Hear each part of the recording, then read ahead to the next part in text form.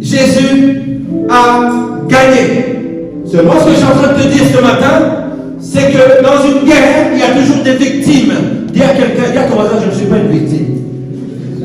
Non, on ne va pas me victimiser au nom de Jésus. Mes amis, dans une guerre, il y a toujours des morts, n'est-ce pas? Et bien dans la guerre spirituelle, c'est la même chose. Il y a des morts. Et le Seigneur Jésus-Christ qui t'aime tant, qui t'a sauvé, ne veut pas que tu fasses partie des victimes. Mes amis, lorsque Satan vous agresse, répondez à ces mensonges par la parole de Dieu. Il va fuir. Répondez à ces mensonges par la parole de Dieu. Moi, je n'aime pas qu'on vive dans notre siècle comme ça. Il y a des événements qui sont autour de nous et nous n'essayons pas de voir qu'est-ce que Dieu peut m'enseigner au travers de ce qui se passe dans le monde. Mes amis, lorsque le premier avion, en 2011, a frappé le World Trade Center, on s'est dit, c'est peut-être un accident. Écoute bien ce que je suis en train de dire. On s'est dit, c'est peut-être un accident. Mais lorsque le deuxième avion a frappé, on s'est dit, ah, c'est une attaque terroriste. Alléluia. Il y a toujours une escalade d'événements. C'est pour ça qu'on est en train de parler d'escalade.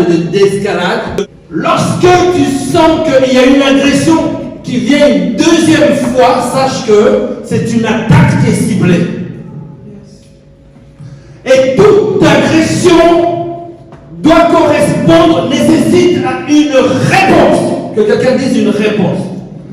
L'agression qui se passe en Europe nécessite une réponse. Les gens veulent comprendre. Alléluia. Ne reste pas dans un état d'agresser ou, comment dire, dans un état de bassesse spirituelle sans savoir pourquoi tu te trouves dans cet état-là. Chaque agression nécessite une réponse. Chaque problème nécessite une réponse. Ta situation nécessite une réponse. Au début, on ne croyait pas à la guerre en Ukraine. On n'y croyait pas. Ça a commencé par quoi? Par des manœuvres. Des manœuvres militaires autour de la frontière. Bon, jusque-là, on disait, il n'y a rien.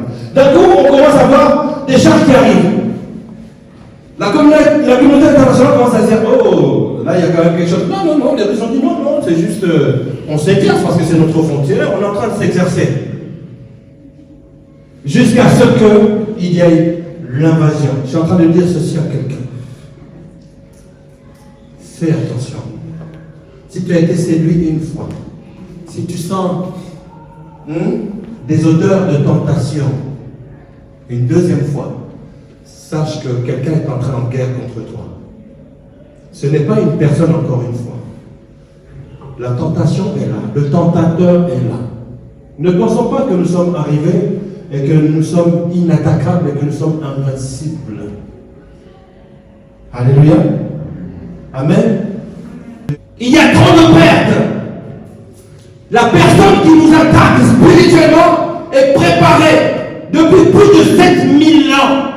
Dis-moi, comment est-ce que tu peux tenir face à une personne d'une expérience de 5000 ans? Dans le mensonge, 5000 ans. Dans la séduction, 5000 ans. Dans des tueries. 5000 ans, amener des gens pour qu'ils puissent entrer dans la sorcellerie. 5000 ans avec des gens qui ont pacté avec. Mes amis, il faut que nous soyons préparés. C'est pour ça que je dis à quelqu'un, aux armes. Aux armes. Prends la vérité. Prends l'épée. Prends le casque. Prends tes chaussures.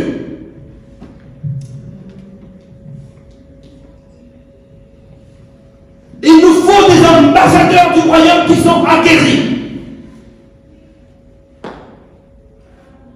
C'est ce que je disais, qu'un civil et un militaire en temps de guerre ne se comportent pas du tout de la même manière. Le civil, lui, va se cacher, mais le guerrier, il va aller au combat. Sans rien à faire. Il faut qu'il aille combattre. C'est l'année de la montée Et je vois quelqu'un qui est en train de devenir un combattant, un guerrier de Jésus-Christ. Et quelqu'un peut dire, c'est moi. Est-ce que quelqu'un se reconnaît? Alléluia. Alléluia. Amen. Écoutez ce que Dieu dit, Seigneur, qu'il va lever une armée. Une armée.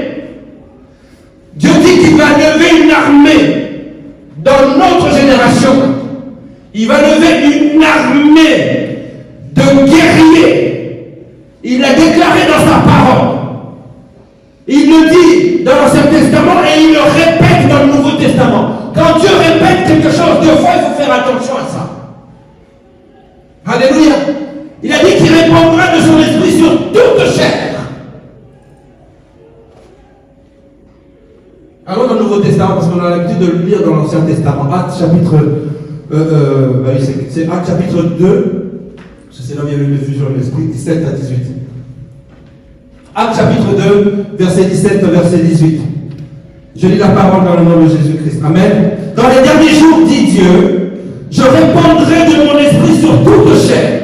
Vos fils et vos filles prophétiseront, vos jeunes gens auront des visions, et vos vieillards auront des songes. Oui, sur mes serviteurs et sur mes servantes, dans ces jours-là, je répandrai mon esprit et ils prophétiseront. Alléluia. Amen. Le président ukrainien a pris les jeunes entre 16, d'accord, il a mobilisé des jeunes entre 16 et 60 ans pour aller se battre. Je ne sais pas si vous vous rappelez de cela. Alléluia. Quand on parle de la jeunesse, c'est pas jusqu'à 17-20 ans. Il les a mobilisés. Mes enfants me disaient en rigolant, papa, toi tu irais en guerre en fait. Je me suis dit, ouais, bah ouais. Alléluia. Dites-moi, franchement, j'ai envie de vous poser cette question-là. Ça, c'est moi qui vous la pose. La guerre touche l'Europe. Si elle touche l'Europe, mais vous voyez tous les hommes qui sont ici. Frère Michel, on va aller au fond. On n'a pas le choix. Imaginez-vous, regardez votre mari. Imaginez-vous qu'il va partir. Là, on va partir. Mon fils Jackie, on y va. On prend l'avion. Ça veut dire que le dimanche prochain, si c'est décidé là, il n'y aura que les femmes qui sont là, qui sont ici pour prier. Xavier, parachute, tout le monde.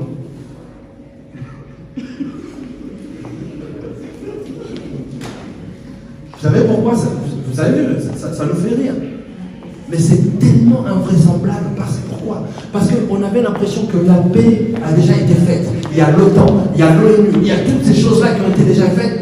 Donc, de traverser une frontière pour aller se bastonner avec la force, c'est quelque chose qui était déjà dépassé. Je bénis le Seigneur qui ouvre les yeux aux Occidentaux. Parce que quand ça se passe en Afrique, dans un autre État, ils ne disent rien. Mais maintenant que ça arrive à leur porte, je suis désolé, je ne dis pas que c'est bien fait, mais je dis qu'il faut qu'on puisse réfléchir. Est-ce que quelqu'un comprend ce que je suis en train de dire? Ah, quand ça arrive aux autres, on ne dit rien. Maintenant que ça arrive ici. Même, donc, originaire du Congo, là où vous ne dites rien pour mon pays, mais je serai obligé de prendre les armes et de venir aussi. Nous sommes en train d'en parler comme ça, mais c'est quelque chose qui peut arriver là. Moi je vous dis, c'est quelque chose qui peut arriver là. Là. Benjamin, il sera peut-être dans le même compagnie que moi. On va à la guerre, mon fils. Est-ce que vous voyez la gravité? Dans le monde spirituel, c'est pire. Il n'est plus question ni d'homme ni de femme. Le diable, Apocalypse 12, alléluia, il vient vers nous avec une ardente colère pour détruire. Là, il n'y a plus que... on ne va pas dire que c'est les hommes seulement qui parlent, c'est les femmes qui parlent. Il y a des personnes qui sont en train de mourir spirituellement. Alors où je suis en train de vous parler, parce qu'elles n'ont pas revêtu leurs armes. Devant un ennemi qui a été préparé depuis plus de 6000 ans, qu'est-ce que tu veux faire si tu n'es pas préparé? Je dis à quelqu'un,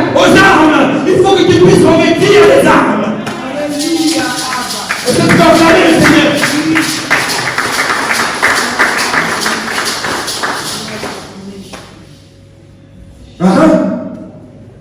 Moi, je ne sais pas. En fait, je ne sais pas. Est-ce que tu as bien capté ce qui est écrit dans la Bible? Actes chapitre 2, de 17 à 18, là. Après, c'est dans Joël, mais là, je préfère qu'on aille dans le Nouveau Testament. On vient de le lire. Dans les derniers temps. Dites-moi, on n'est pas dans les années 50. Hein. On n'est pas dans le temps préhistorique. Nous sommes en 2022. Nous sommes dans les derniers temps. Le Seigneur dit qu'il va lever une armée terrestre. Il y a l'armée céleste et il y a l'armée terrestre de Dieu. Alléluia. Il dit que je vais lever une armée. Des jeunes, vos jeunes gens, ils feront quoi? Ils prophétiseront et ils auront et les plus sages, ils auront Ok, nous sommes dans les derniers temps. Alléluia. Il a dit qu'il répondrait sur toute chair de son esprit.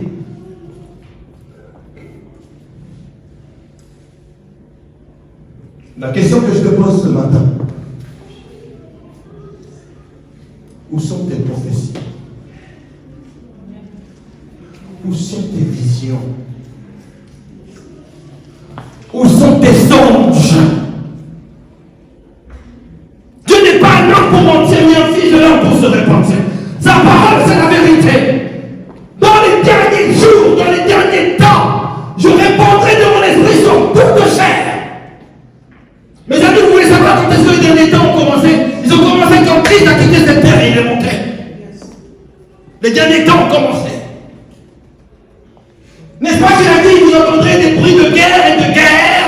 Un frère se dressera contre un autre. Comment cela se fait-il que le Russe qui est frère de l'Ukrainien est en train de se tuer lui-même? Ce sont des choses qui arrivent et ça a été annoncé dans la parole de Dieu.